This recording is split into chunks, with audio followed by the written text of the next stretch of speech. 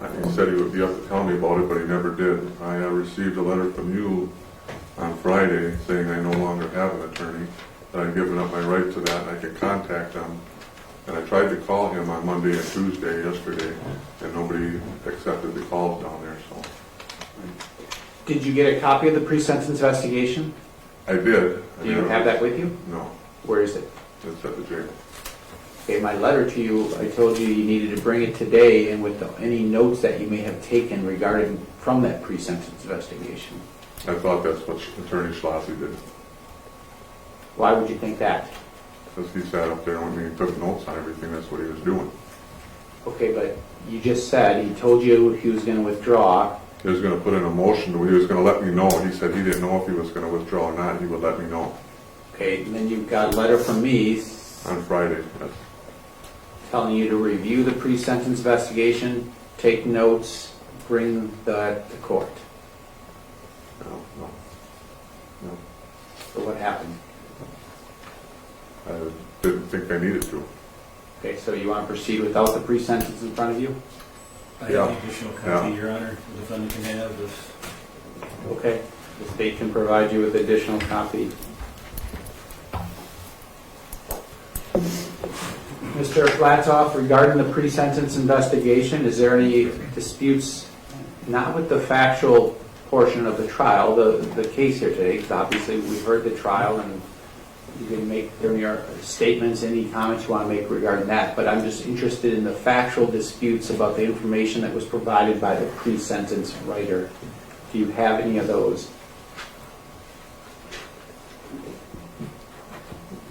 There's a lot of them, Your Honor, but I don't, like I said, I don't really see that there's a point, and I don't see that it's going to, I mean, nothing I have said has mattered from the day this happened to down from the investigation through it doesn't matter. I mean, it's the way I see it. I mean, what I would care to say would be, I guess, prior to sentencing, I would make a statement. Other than that, I had nothing to say about.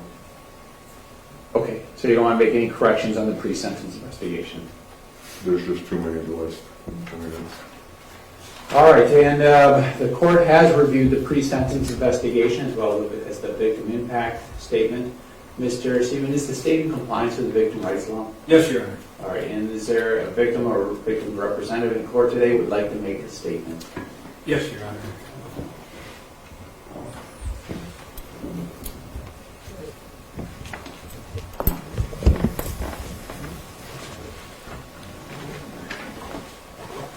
Please state your name, and if you're reading something, which it looks like you are, just read it slow enough so the court reporter can keep up. Okay, Craig Hofford, H-O-F-F-E-R. At first I didn't know if I wanted to speak today at the sentencing hearing. I then realized that what I have to say as a victim in this case is worth taking the time to put on paper and share with the court. I spent plenty of time over the last 2.5 years dealing with the process of this criminal trial and many other things in my life that have come as a direct result of Brian Flatoff's actions on December 5th, 2015. I've spent an enormous amount of time away from my family, friends since the day Flatoff took hostages at Eagle Mission, and even on the very day of December 5th, 2015, when the incident took place.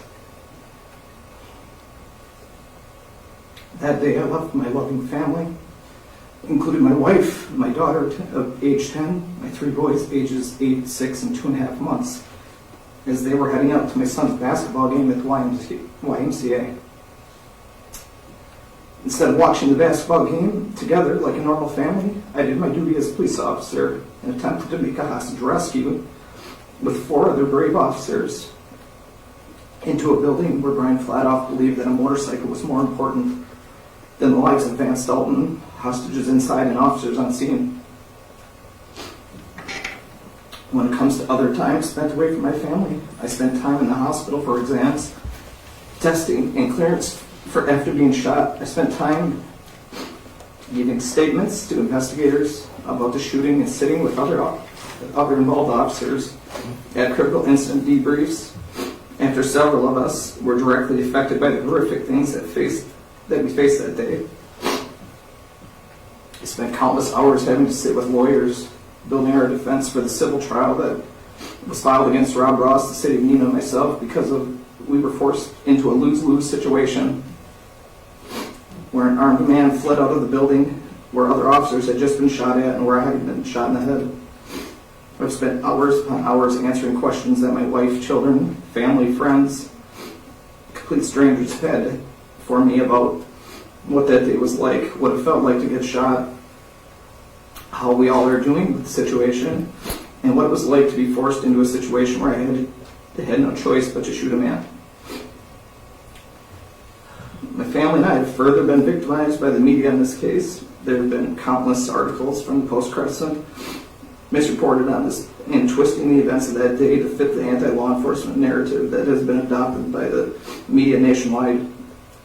There's also the radio talk shows where there's been people that have bashed me, flat out lied about my actions that day and in the years prior to this incident and have blatantly attempted to ruin my reputation. Brian Flatoff's actions on December 5th, 2015 have given these individuals a platform to attempt to assassinate my character, my integrity, and who I am as a person and a police officer. I've had to keep my mouth shut and sit back for 2.5 years without saying a word to defend myself or my fellow officers, which contradicts every ounce of who I am, because of an ongoing criminal case that Flatoff drug out for far longer than was necessary, and because of an ongoing civil case against Rob Ross, the city of Neenah, and myself. On December 5th, 2015, officers Ty Thompson, Sean Albury, John Kufel, Rob Ross, and myself attempted to rescue hostages that were taken by Brian Flatoff and no one else but Brian Flatoff. We entered into a building and faced a hell that I would not wish on my worst enemies. All 5 of us are lucky to be alive, and in fact, Brian Flatoff should have been charged with 5 counts of attempted homicide because any one of us could have been killed by the multitude of shots that came in our direction from Flatoff. But for the grace of God, I was the only one that was hit. I thank the Lord regularly for that, because any of the other men that entered in with me would have been killed if they would have been standing where I was. I would also like to say that when it comes to the shooting of Michael Funk, Rob Ross and I have felt we had to do that at the time to make sure other officers and ourselves went home to our families that night. 2020 hindsight is not something that we have the luxury of using in that 3 seconds or less that we had to make a life and death decision. Brian Flatoff's actions are what led to Michael Funk drawing a firearm outside the building, not the actions of anyone else on scene. That being said, I do want to let Teresa Funk and the rest of the Funk family know that I'm very sorry for their loss, and that I wish I would have been allowed to make that statement publicly or in person much sooner. In conclusion, Brian Flatoff's actions on December 5th, 2015 have had horrific repercussions on countless families, individuals, the city of Neenah, and Fox Valley as a whole. I can only speak for my family when it comes to specifics, but this incident has caused significant amounts of pain and worry in my children and my wife. Some of these worries include trying to figure out how to tell our 4 children that the horrific black eye and huge lump on my head was from being shot, but that Daddy was going to be okay. And my wife having to be reminded daily for over a month, every time she looked at me and saw my injury, that she was less than an inch away from raising our kids by herself. Also having to explain to my kids why there are people that want to go out in the media and say terrible lies about their dad and make him out to be the bad guy, when all he was doing was trying to save hostages inside Eagle Nation and go home to them. It also included letting the school district and teachers and counselors at our children's school know what had happened so that they could help our kids at school if they began to struggle, or if and when some kid asked them why their dad was being made out to look like the bad guy in the media. The victimization includes countless other areas of our life that have been negatively impacted by this incident, such as financial, emotional, physical, and psychological repercussions on my family. All of this was caused by the actions of one man and one man only, Brian Flatoff. For these reasons and many, many more, to include the obvious lack of acceptance of any responsibility in this case, I believe Brian Flatoff should be in prison for the remainder of his life. Okay, thank you, Officer Hubbard.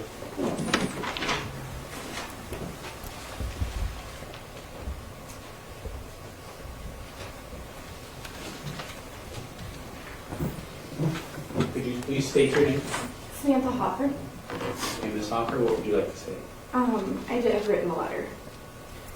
Now, dear Judge Jorgensen, I'm Samantha Hoffer, Craig Hoffer's wife, and I've waited a long time for this opportunity. Being a wife to a police officer comes with a unique set of challenges, expectations, and demands. It also comes with the understanding that someday your spouse may be hurt or killed doing a job you choose to do. I've always felt more secure with Craig's job when he was on SWAT calls because of the amount of protection and training he has.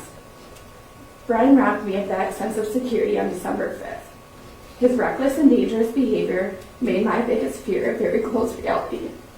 Over 2 years have passed and I still struggle to process that day. I struggled with knowing I was alone with our 4 children when Craig called me to say he had been shot in the head. I'm not sure I'll ever be able to get that out of my head. Within days and months of Brian shooting Craig, I struggled with uncontrollable crying spells, reoccurring nightmares that would be of the motorcycle gang would ride past my house, shooting at my house and me not being able to protect our children. I could not sleep for the first couple nights because I was so fearful I'd wake up and Craig would be dead. I feared for the safety of our children, for a really hard time knowing I was not able to protect Craig from Brian. I struggle and resent the fact that Brian's actions caused my husband to be ridiculed, degraded, and torn apart, and lies spread about him in the news, on social media, and podcasts by a select group of people. The fact people are placing the blame that belongs on Brian onto my husband is disgusting.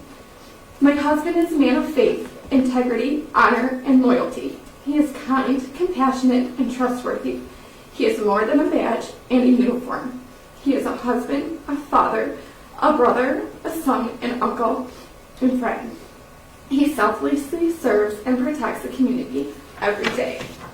He ran out of our home on December 5th, leaving our family behind, the people who care about him deeply, in order to help people who despise and degrade him and what he represents. That is the kind of man Craig is.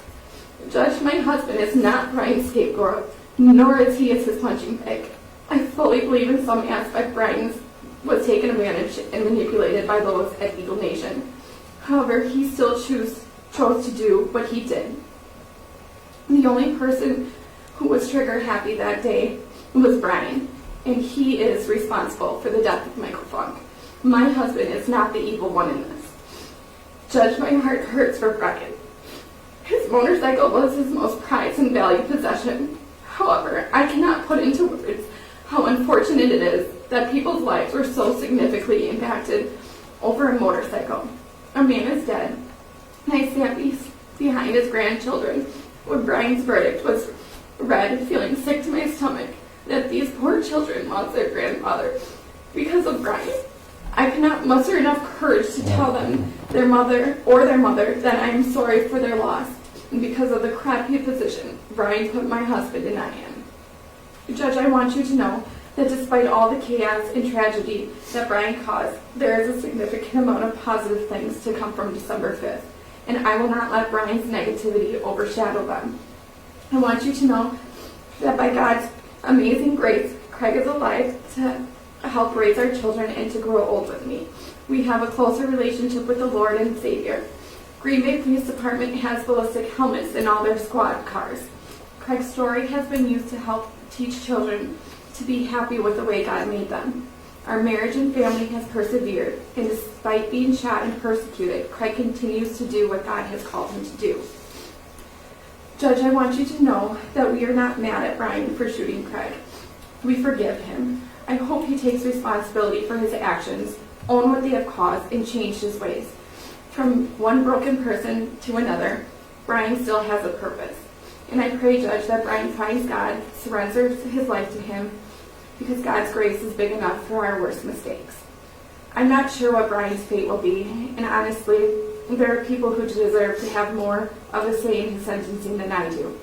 Justice for me was served when Brian was found guilty on counts 2, 3, and 7, and by being able to talk to you today. Thank you for your time. All right, thank you, Ms. Hoffer.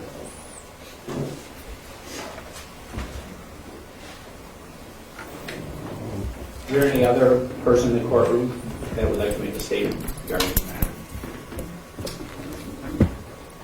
Seeing none, Mr. Seaman. Thank you, Your Honor. Your Honor, I'll go down the state's recommendation as to each count. I note that the PSI, in the state's opinion, was very well written, very well researched.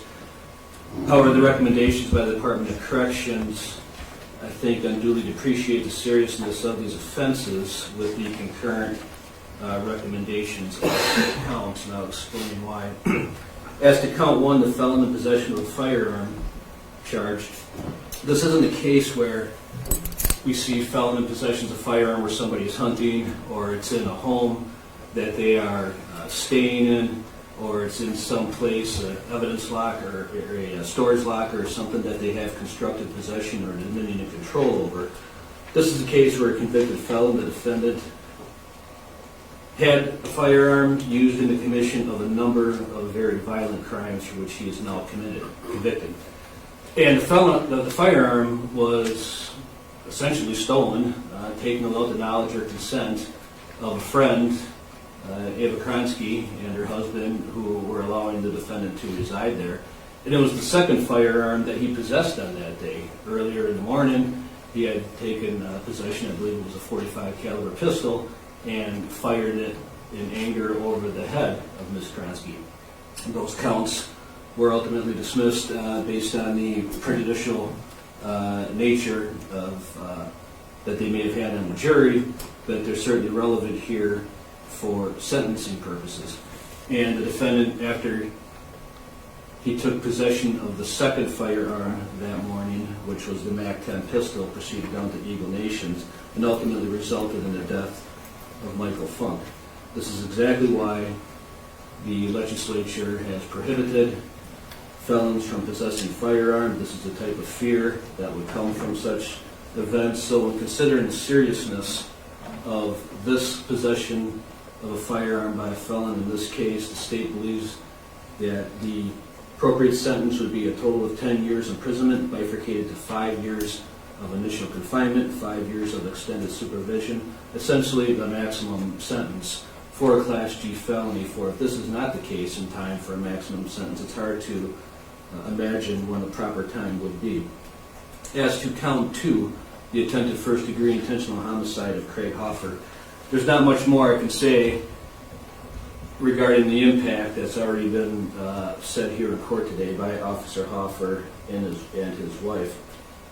But when you think about this type of attempted homicide, the defendant shooting a police officer in the head while that officer is in the course of attempting to rescue hostages that he has taken, it doesn't get any more serious than this. And but for that Kevlar helmet Officer Hoffer was wearing, this would be a first-degree intentional homicide.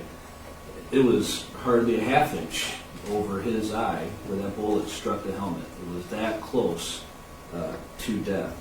And so when considering attempted first-degree intentional homicides, this is as serious as it gets. Not only for how close to death the victim came, but just the impact something like this could have on society. When you think about society being a victim of a whole, one of our officers, attempting to rescue and being shot in the head for making that attempt.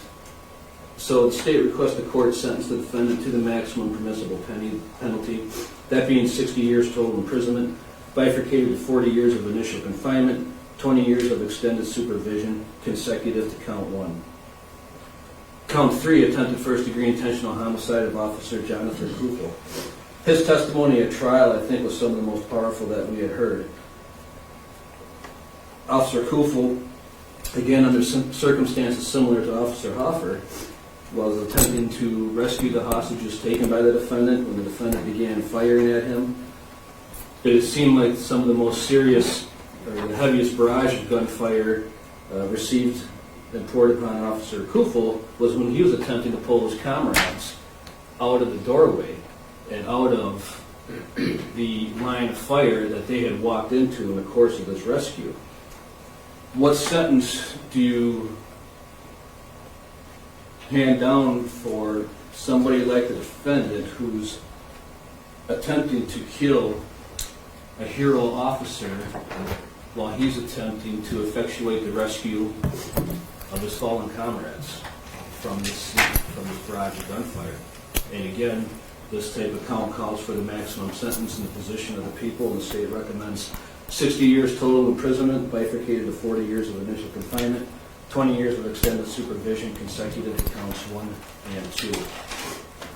Count 4, the conspiracy to commit first-degree intentional homicide of Vance Dalton.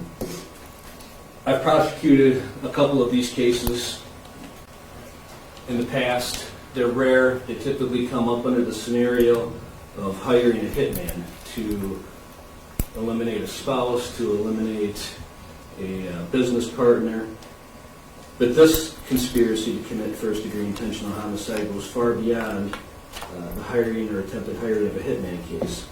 The defendant took hostages, and then he compelled one of them, Ryan Motorson, at gunpoint to call his friend, Vance Dalton, down to Eagle Nation so he could kill him. He used Dalton's own friend to try to pull Dalton away from his family, who, when he received that call, was at home trying to making breakfast for his children.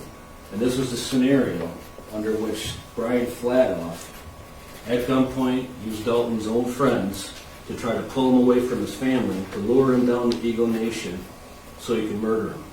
And this happened after months of essentially threats and torments by the defendant over social media, over the phone and text messages to Vance Dalton. So there was a period of harassment and threatening nature leading up to December 5th, 2015. So when you consider the seriousness of the conspiracy to commit first-degree intentional homicide, the state believes it unduly depreciate this crime to sentence the defendant to anything less than 30 years total imprisonment, bifurcated to 20 years of initial confinement, 10 years of extended supervision consecutive to all previous counts in any other sentence. Count 5, taking of hostages.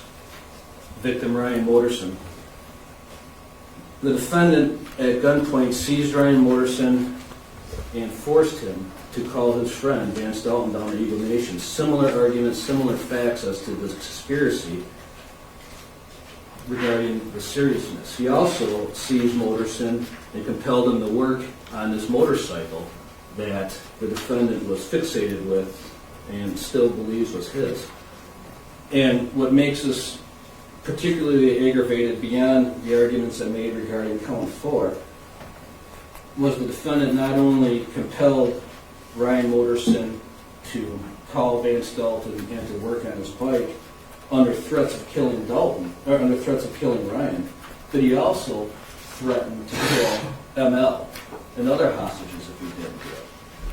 So it just shows the nature of evil, the nature of the evil that the defendant brought into Eagle Nation and that he used to commit these acts. As if threatening Ryan Motorson with his life wasn't enough, he also threatened to kill his friends if he didn't do his bidding. So that makes us particularly aggravated. And the state would recommend the court sentence the defendant to a total of 15 years imprisonment, bifurcated to 10 years of initial confinement, 5 years of extended supervision consecutive to all previous counts in any other sentence. Regarding count 6, the false imprisonment of Michael Peterson. Michael Peterson, as the court's well aware, testified here in court. Based on his age, he's in a protected class. He is a vulnerable adult. Batteries to people such as his age and physical condition are considered aggravated. Though it's not a battery, it's a false imprisonment. I think it is a relevant factor. It's an aggravating factor. The fact he walked over to Eagle Nation that morning simply to have coffee with his friends, only to find himself held at gunpoint and used as another pawn of the defendant. It had physical implications on him, as he testified about the urinary issues and the overall psychological impact on him, not only of losing his friend, but of the trauma that day. And one thing that was impressed upon me throughout this case and speaking with all the victims involved was this hostage taking, this false imprisonment, completely destroyed the community that these folks at Eagle Nation had. They had this gathering every Saturday morning. There was a place they would come, they would have breakfast. It was essentially opened up to whoever wanted to walk in, but there was this core group of people that met there every Saturday, and that has been completely destroyed by this incident.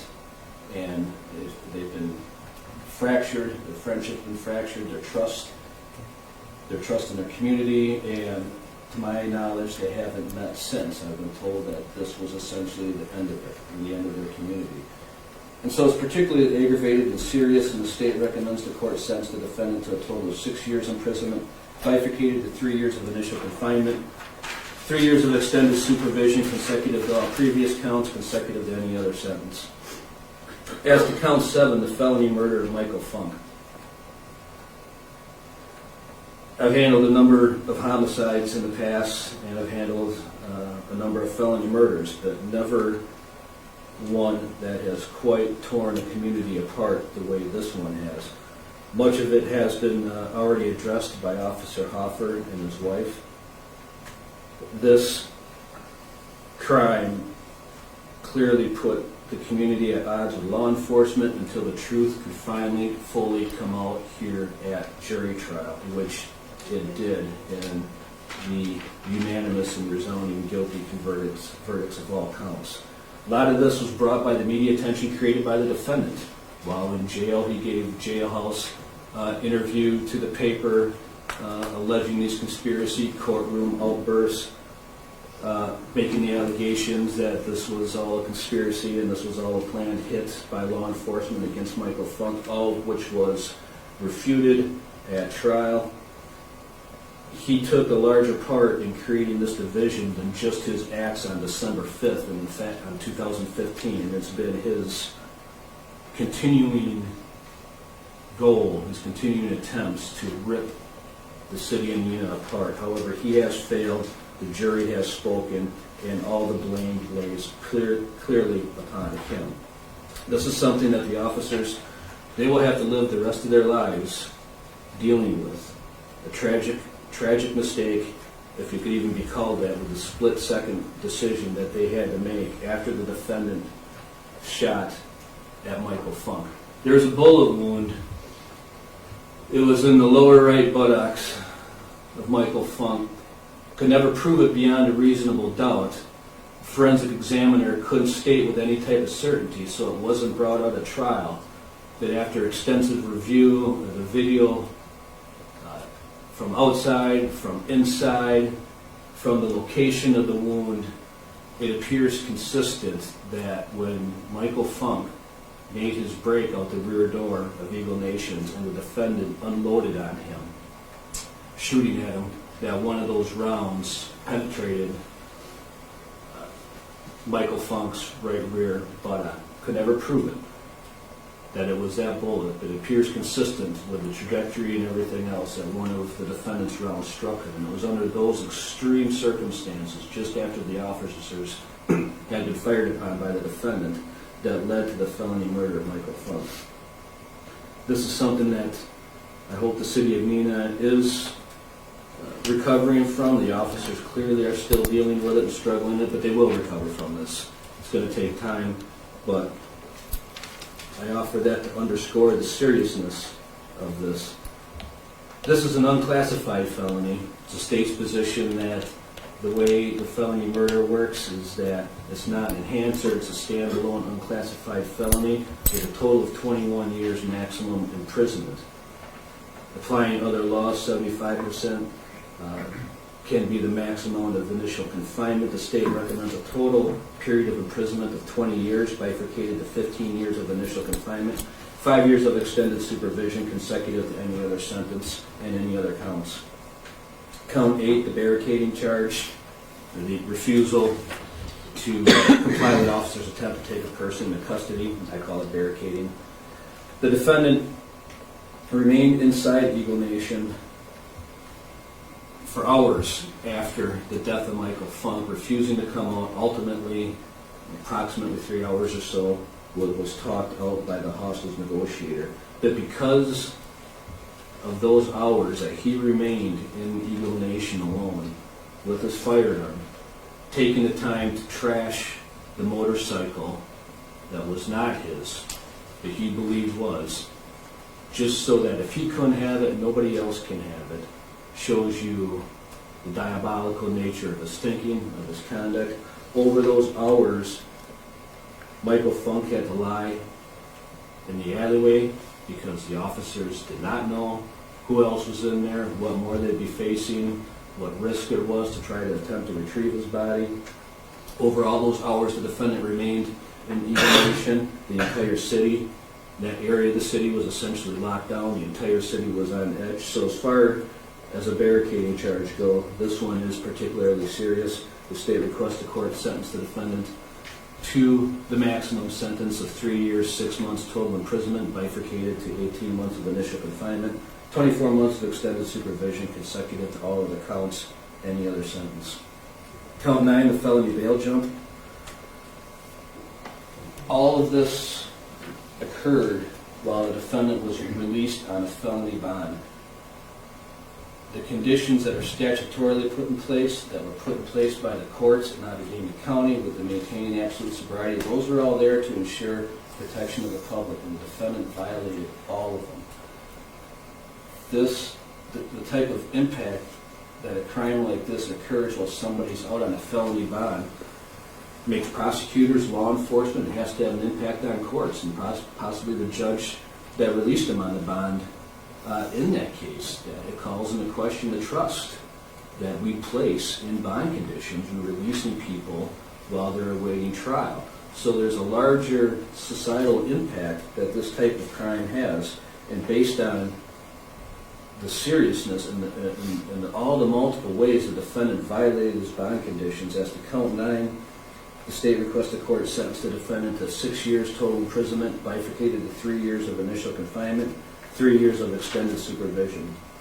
As to the remaining felony bail jumps, counts 11 through 14, and as to count 9, that would be consecutive with all other counts in any other sentence. As to the remaining felony bail jumps, those are the only counts the state believes that the court should look at as being committed simultaneously and with the same or no particular victim, and that could be running concurrent with each other in any other sentence. So as to those counts, the state requests 3 years of initial confinement, 3 years of extended supervision, concurrent with each other, and all other counts and all other sentences. So the total recommendation from the state is a total term of imprisonment of 210.5 years, bifurcated 137.5 years of initial confinement, 73 years of extended supervision, consecutive to any other sentence the defendant may be serving. I'm not aware of any other sentence. Regarding the defendant's character, one of the sentencing goals to be taken under consideration by the court is the complete lack of responsibility he has demonstrated for his crimes. He has remained defiant. He has accepted this wasn't a trial where it was just an invocation of his constitutional right. He set out, as he stated in his opening statement, he was going to prove a level of conspiracy never seen before, denied any responsibility. He denies any responsibility through the PSI. So there's a serious concern there that somebody has accepted no responsibility after committing such horrific crimes and creating such tragic loss in the community is likely to do something like this again. Throughout the PSI, he maintained that he does not remember. The writer even noted that this seems to be false and a convenient excuse. Throughout the PSI, he blames the victims. He accuses Vance Dalton of being an informant. He makes accusations that Vance Dalton lied to the 911 operator on that day about the countdowns. He blames the police department. He maintains that they murdered Michael Funk because of a lawsuit. He's maintaining his own conspiracy theory of the defense right through sentencing. He claims that there's destroyed evidence. He calls the police organized crime. He says that this trial was a miscarriage of justice and a railroad job. He says that everyone lied on the stand. He makes a statement that Russia and North Korea have better justice systems besides the defendant being provided 10 attorneys throughout the course of this case, who he also blames and accuses of being a part of conspiracy. He blamed his conduct on multiple personalities, a diagnosis that was totally refuted during the second phase of this trial. If I counted correctly from the PSI, he has 18 adult prior convictions. He has a significant juvenile record resulting in incarceration at Lincoln Hills. He is a career lifetime criminal, and throughout his life, all resources that we have to apply to someone like the defendant, from juvenile supervision, juvenile corrections, community supervision, jail, prison, extended supervision, revocation, everything has been tried with Brian Flatoff. Everything has failed. Now, finally, after such a horrific event as December 5th, 2015, after the death of Michael Funk, after all the victims he's created, it's at the point now where we finally have to stop this. Compass shows he's a high risk for violent recidivism, a high risk for criminal involvement. The writer knows that he is narcissistic. That's not the first time I've heard the defendant described this way throughout the course of this case from some other people who have known him. So this all comes down to the primary goal of sentencing is the need to protect the public.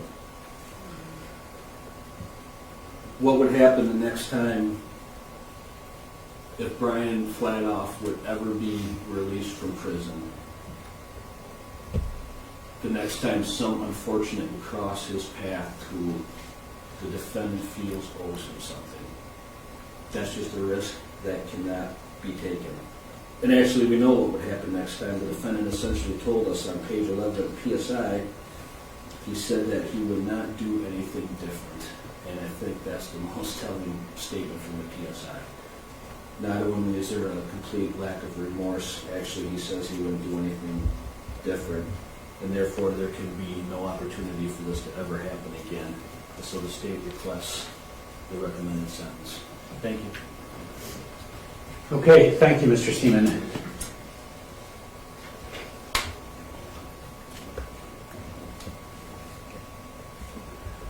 Mr. Flatoff, is there anything that you'd like to say to me regarding sentencing? Yes, Your Honor. I don't know where to start. Like you said, I couldn't cite things about the case, but District Attorney did. I guess firstly, I guess most importantly is somehow it's been said that I don't have any remorse for my actions on December 5th. I'm the center of this, and I'm here today to pay for my actions.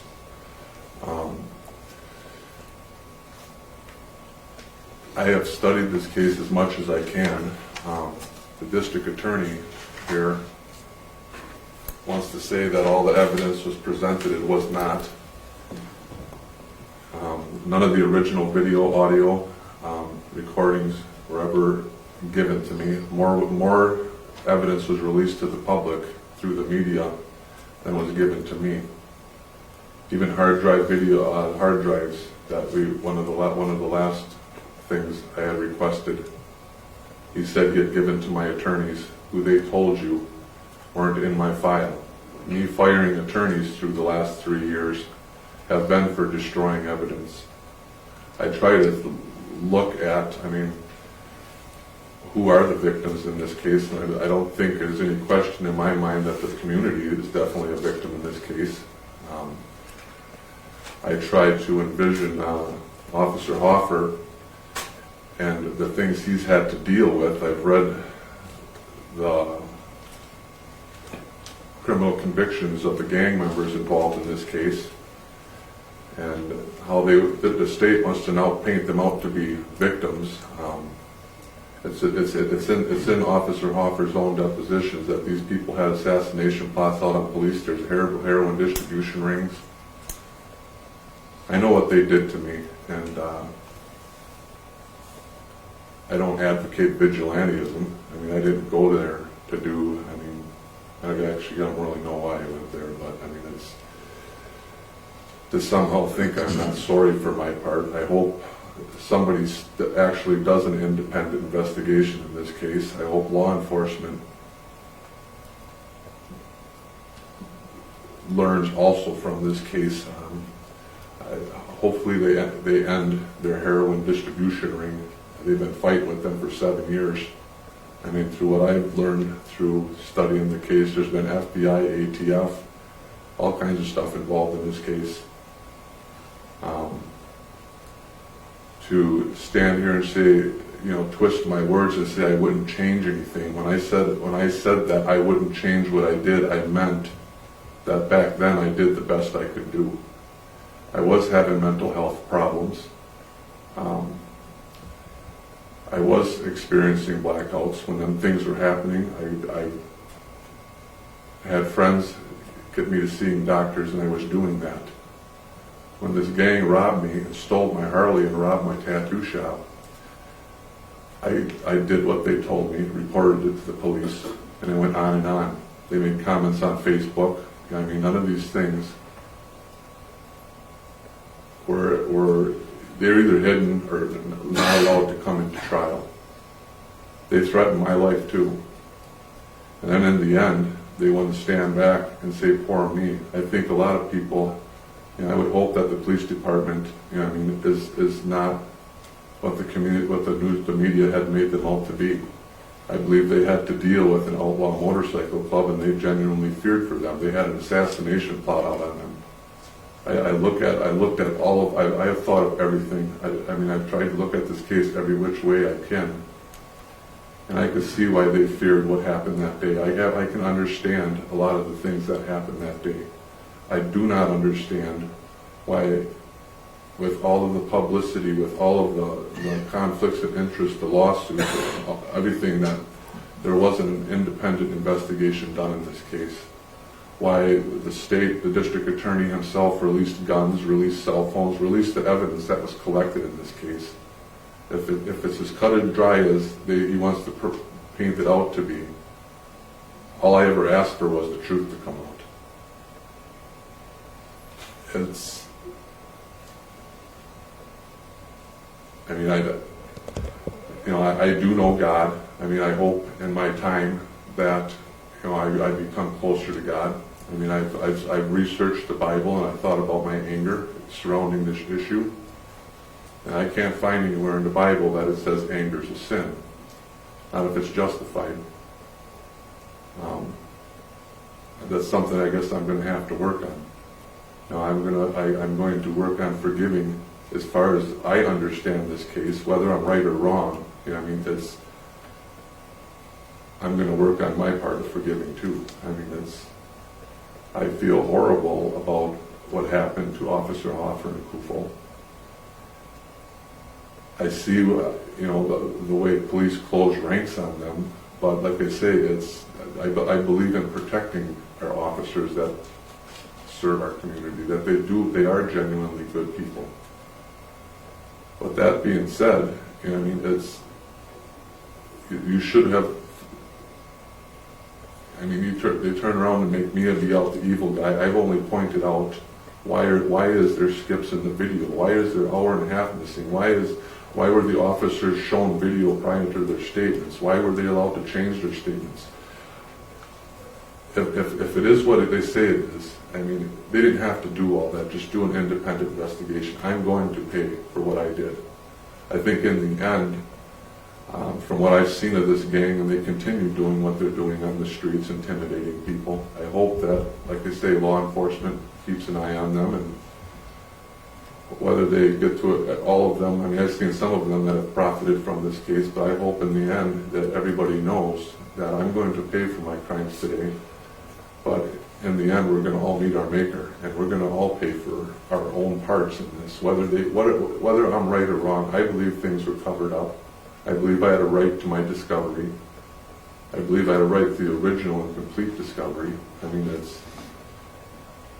I don't think that was a big question to ask. I mean, that's one of the things that, I mean, other attorneys I've had pointed out that why did they screw this case up so bad? If it, I mean, I didn't know, I don't know.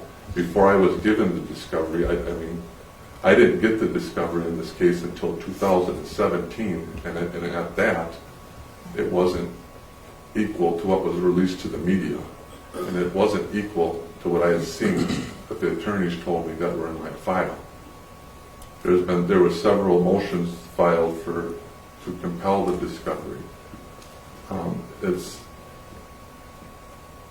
mean, I look for my part in this, and whether they want to believe I remember or not, it doesn't really matter. I don't remember, but that doesn't mean I'm not responsible for what I did.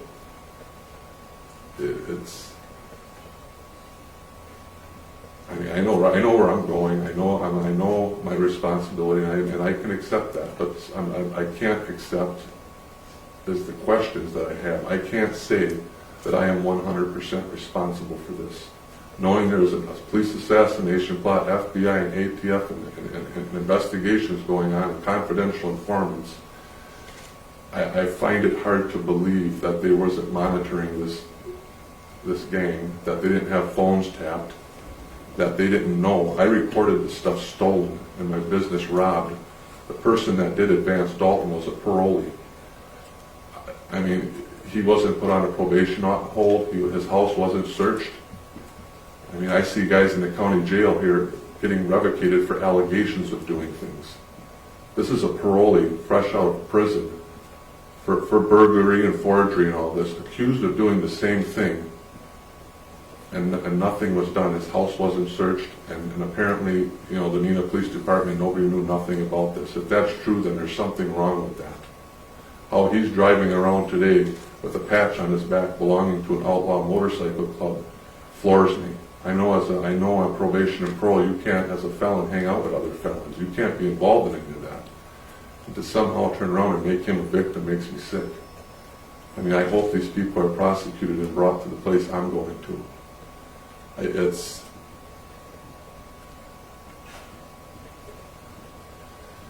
There's so much about this case. I mean, that is really shocking to me. I mean, I hope that the Neenah Police Department and Officer Hoffer and them know that this motorcycle club, they're not as dangerous as they plan to be. These gang members are punks. They say a lot. They try to intimidate and extort and take advantage of people that they think they can get away with doing that. That's how they hurt a lot of people. You see, I see people in these county jails since I've been here since January, puking, overdosing, dying. I mean, I see so much. I mean, I've been in the system a long time. I mean, I've seen how it works. I mean, I don't hate police. I mean, in this case, I do say that there was a conspiracy involved in this case, and could possibly hide what they knew. I don't. If that ain't the case, then why is the video? You know, why wasn't the original video preserved? There's all kinds of excuses to this. I mean, why wasn't there an independent investigation done in accordance with the law? I mean, even if them things were done, I believe I would be held accountable. But I just, from what I've seen, and I'm not a lawyer, but from what I've seen and researched in the law, from all I can tell, every law was broken in this case to convict me, to twist my words and make me out to be that I hate these people, and that's not the case. I didn't know these gang members. I mean, Vance Dalton was a customer of mine. I didn't know he was a Hell's Lover. I didn't know the Neenah Police Department. I wasn't on probation or parole. I served my time. I was, like I said, I'm grateful I'm 50 years old. Like I say, I don't believe I'm going to spend all that time. I hope someday they're going to pay for what they do. I don't have to hope. They're going to pay when they're going to pay in the end. You know, these gang members, whether they get caught or not. I mean, this whole case is a tragedy from the community to the officers to and then, like I said, I even went to the other side with them, with Michael Funk, and I've listened to what they've said. How's the only guy with a $53 million lawsuit get shot by police officers in the back, and 84 police around and only 3 seen something? I mean, I've listened to all that, and the stuff has ran around in my head. I mean, there's a lot of questions, and I hope somebody does, an independent investigation. I didn't intend on saying anything today. I was hoping that this attorney would have showed up and said what he had to say. I mean, the only thing I really wanted to say is that I intend on filing appeals on this case, and I do that in hopes that there is an independent investigation, that somebody actually looks into this case. I mean, even if I'm found and appeals are denied, I mean, I've done time with a lot of these guys that say it doesn't matter, Brian, your appeals are going to be denied. And even if that's the case, I hope really somebody stares at this case, and that the Department of Justice, who was also involved in this drug raid, was appointed. I think they had a conflict of interest. I think this whole case had a conflict of interest being applied or tried in Winnebago County. I mean, I've thought about the attorneys that were appointed to me, and like I say, David Keck was the best one that I had, and he was offered a dream job by the Department of Justice contingent on him dropping my case. I mean, there was so much stuff I have seen in this case that I'm not making it up. It's in transcripts, it's in records. I mean, beyond the community, like I say, I through my career as a tattoo artist, I tattooed a lot of police officers in SWAT who were my friends, and I tried to ignore what people in the media have said, that the Neenah Police Department's corrupt and all these people are corrupt, and I tried to look at it through their eyes and what they've had to deal with in their investigations and what they're trying to do in our communities and get rid of drugs and dealing with the gang. And I mean, these officers and law enforcement knows when they say that they're affiliated to an outlaw motorcycle club what that means. And when you're talking about 1%ers and heroin and meth, these people are killers. I mean, the district attorney could point me out to be the cold-blooded killer he ever seen, but I know Hell's Angels that have driven bulldozers into prisons and threw hand grenades in to kill people. I mean, they do not care, and law enforcement should be concerned about them. But to turn around and deny all that, I was grateful that Officer Hoffer, in his pre-sentence, at least acknowledged that I was probably taken advantage of, but it doesn't justify, even if that's the case, it doesn't justify what I did. I wasn't in my right mind. I mean, but and whether the doctors want to acknowledge that or not, again, I'm going to pay for what I did, even if it means dying in prison. I'm going to pay for that. I'm going to do the best I can, but the remainder of my life, I need to help other people, and hopefully that make from my end to make sure that this don't happen again. But I hope everybody learns something from this case. I mean, that's all I asked for, was the truth to come out, and I don't believe that happened. And it, I don't. Like I say, in the end, we're gonna answer to our Maker, and justice will be done. I mean, God's will be done, and to me, that's all that matters. And I'm prepared for whatever you wish to do. Okay, thank you, Mr. Flatoff. In your statement that you just made right now, Mr. Flatoff, you indicated that you couldn't say that you're 100% responsible for what had happened. So I will say it. You are 100% responsible for what happened on that date. The decisions you made, the actions that you took, put into place everything that had occurred on that date. And it has been stated over and over again by many people, all of this over a motorcycle. All of this.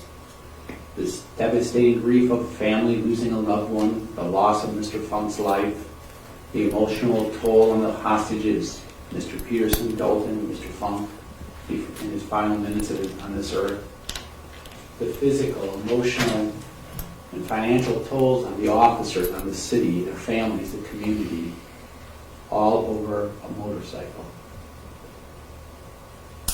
This does show, this incident continues a pattern in your life that when you want something, you're going to get it at whatever cost it takes, whatever it's necessary. It shows a pattern from when you were young, Mr. Flatoff, with your burglaries, your armed robberies, and all the way up to this December 5th, 2015 date. That if you want something, you're going to get it no matter what it takes, with whatever force is needed. Above and beyond the very personal grief and pain that you caused so many people in this action, you caused the people of the city of Neenah to wrongfully doubt their police force. A doubt that should be put aside after this jury's verdict. 12 people from this community who you participated in selecting viewed this evidence and found that you, not the Neenah Police Department, but you are responsible for the devastating set of circumstances. So let's be clear what happened that day. The Neenah Police Department was alerted to a hostage situation at Eagle Nation Biker Club. They responded rapidly to protect those whose safety were in jeopardy by your actions. In spite of a challenging past relationship with some of the people from Eagle Nations, in spite of this lawsuit that you keep referencing during your trial, in spite of knowing the history of the problems in the past with the people at Eagle Nation, when the officers realized the hostages' safety was at risk because of your countdown, the brave officers rushed in to save their lives. And the officers knew that they were walking into a very dangerous environment. They knew that they were putting themselves in harm's way to protect the hostages. Your decisions and actions forced them to make life and death decisions in a split second. They made the decisions to save lives. This is what we ask of our law enforcement officers, and this is what Officer Kufel, Thompson, and Ross, and O'Bray did on December 5th of 2015. They risked their lives and risked their children becoming orphans, their wives becoming widows, for the hostages' safety that you put at risk. This is what we ask of our law enforcement officers. Your constant allegations over the years of cover-up, mafia-like organization, and conspiracy has been disproven by this jury's verdict, and it is clear that your view of the facts are from an alternative reality. Mr. Flatoff, even some of your statements made today is just all over the board, from number one, justifying your actions for what you did based upon Eagle Nation's actions that they took against you and others, jumping over to that you don't recall, that was a blackout, that I mean, it's just all over the board and inconsistent. You know, you made a statement that you hope Neenah Police Department is not what the media makes them to be. Not at all recognizing your part in that propaganda. I mean, from the very get-go, you've been making statements about, as I said, conspiracy, mafia-like organizations, even in the beginning of this trial, talking about the fantasy that you're going to disprove. So you make it sound as if there's some third-party media out there making the Neenah Police Department in bad light. And it's you. It's all coming from you and your statements. The other alternate reality you have here is you condemn the police for what they did to Mr. Funk and making their decisions when they did. However, you know, they did what exactly you were trying to achieve. I mean, you shot at Mr. Funk as he tried to flee the Eagle Nation.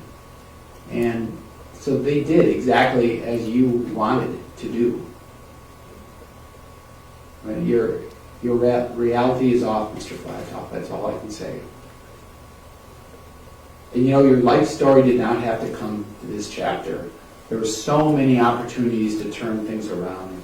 I noticed in the PSI all the services that have been provided to you through the years, from juvenile supervision, probation, you went to boot camp, Fox Valley Correctional Treatment Services, AODA at Rawhide, at Lincoln Hills, services in the prison. You've had ATRs, alternative revocations, AODA at United Health. Looks like AODA in 1986 as well. We have mental health issues that have been recognized early on. And so you were on notice to these issues. You were given services, and it was really up to you to take advantage of these and make some better decisions, make some changes in your life. And it comes to this.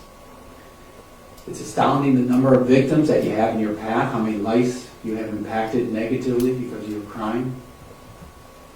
I easily count 15 people based on armed robbery, burglaries, but I think also of the potential victims out there. You're operating while intoxicated. In every one of those instances, you jeopardized people's lives in this community. You were on notice early in your life of your alcohol addiction issues. You were on notice of mental health issues that needed to be addressed and how these impacted your decisions and caused destructive behaviors. And yet, still all led to the events on December 5th of 2015. I do note some mitigation. It's unclear as to exactly what your intent was when going to Eagle Nation. I mean, you came with a gun, you came intoxicated, you came in a rage. But did you mean for it to escalate to this level of terror? I mean, it's the obvious result. However, did you understand that? The other mitigation I do see is there was a large gap of criminal convictions. It looks like from 2003 to 2015 you didn't have any criminal activities, and so certainly that should be considered as well. However, as Dr. Glassman found, I also find that your defense of a blackout is just not supported at all by this evidence. Your actions were deliberate in the videos. You gave statement to the investigators in the Department of Justice on the videos. You were goal-oriented during this hostage situations. And immediately after, you asked about the consequences of your actions. In other words, did anyone die as a result of what you did? You were in control of everything you did, even though you may have been clouded by alcohol. The primary focus of this sentence is protection of the public and seriousness of the defense. Rehabilitation has been tried and failed numerous times, as evidenced by the several revocations of your supervision. You show Mr. Flatoff that you're one that does not follow rules. You've been given rules while on probation and parole, and you violate those and go back to prison. You've been given rules while on a bond, and you violate those and get charged and convicted with bail jumping. You're told by a judge that you no longer possess a firearm, and you did so in spite of that. And because of this, public safety is at risk when you are free. When reading through the pre-sentence, it's clear that you do not accept responsibility, even though I heard a little bit of that today, very little, for your actions in spite of all of this being captured on video for all to see. But I want to be clear, Mr. Flatoff, that your decisions and actions led to the death of Mr. Funk. Your decisions and actions led to the near death of Officer Hoffer, Kufu, and the others. And your decisions and actions terrorized and traumatized Mr. Moderson, Mr. Dalton, and Mr. Peterson. I too noted on page 11 where it kind of a convoluted statement again where Mr. Flatoff is not accepting responsibility when he makes a statement. Can I honestly say, I'm sorry I did this? All I can say is I did the best I could under the circumstances. I believe I made the right decisions. At the end of the day, it doesn't matter because I had alcohol in my system, and so I'm not NGI. You further made the statement to the pre-sentence writer that you wouldn't do anything different and acknowledge that that sounded horrible because someone fucking died. It's these type of thoughts and these type of attitudes, Mr. Flatoff, that causes me great concern to have you free again in this public. For you've been put on notice so many times of what needs to be done to change your attitude, to address this alcohol issue, to address this mental health issue. And again, here we are with the events that happened on December 5th in 2015, and you have the same insights that you had in the past, that you don't feel bad, horrible for what had happened, and you would do it all over again. So my intention here, Mr. Flatoff, is to address the seriousness of the offense and need for protection based on your numerous criminal convictions, your horrible character, and lack of rehabilitation, lack of accepting responsibility. I'm finding it is necessary to incarcerate you for the remaining period of your life to protect the public and to reflect the seriousness of this offense. So, Mr. Flatoff, as to count 1, possession of a firearm, I do sentence you to 5 years in the Wisconsin State Prison System. That will be 2 years of initial confinement, 3 years of extended supervision. As to count 2, the attempted first-degree intentional homicide of Craig Hoffer, I sentence you to 60 years in the Wisconsin State Prison System. That's 40 years of initial confinement, 20 years of extended supervision. As to count 3, attempted first-degree intentional homicide of Jonathan Kufel, I sentence you to 40 years in the Wisconsin State Prison System, 60 years in the Wisconsin State Prison System, 40 years of initial confinement, 20 years of extended supervision. As to count 4, conspiracy to commit first-degree intentional homicide of Vance Dalton, I sentence you to 30 years in the Wisconsin State Prison System, 20 years of initial confinement, 10 years of extended supervision. Count 5, taking hostage, release without bodily harm of Ryan Moderson. I sentence you to 15 years in the Wisconsin State Prison System, 10 years of initial confinement, 5 years of extended supervision. Count 6, false imprisonment of Michael Peterson. I sentence you to 4 years in the Wisconsin State Prison System, 2 years of initial confinement, 2 years of extended supervision. Count 7, felony murder of Michael Funk. I sentence you to 21 years in the Wisconsin State Prison System. That's 18 years of initial confinement, 3 years of extended supervision. Count 8, failure to comply with officer's attempt to take person into custody. I sentence you to 2 years in the Wisconsin State Prison System, 1 year of initial confinement, 1 year of extended supervision. Counts 9 through 14, all the felony bail jumpings. I sentence you to 4 years on each count of to the Wisconsin State Prison System. That's 2 years of initial confinement, 2 years of extended supervision. As to the concurrent versus consecutive, count 1 will be concurrent to all other sentences. Counts 2 and 3 and 4 will be consecutive to all other counts. All the remaining counts, 5 through 14, will be concurrent to each other.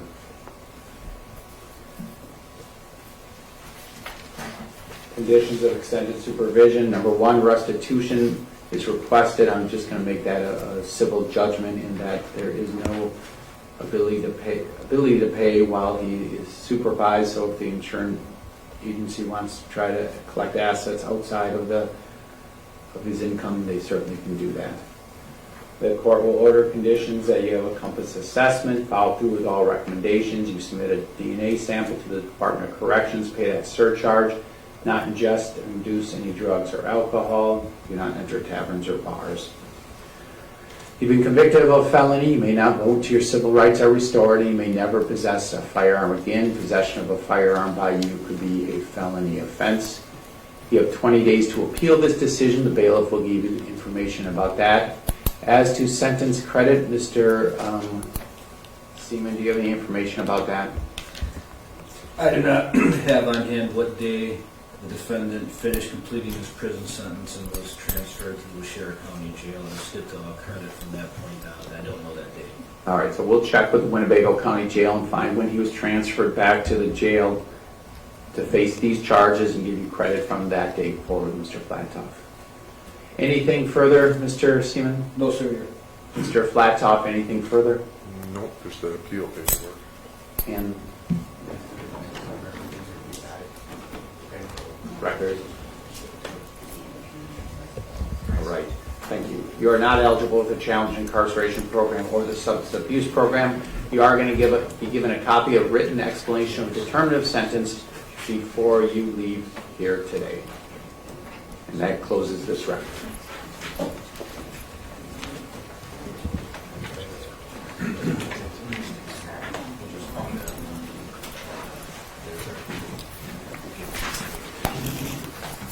This is form. That's all you're doing. I'll give you a copy of that.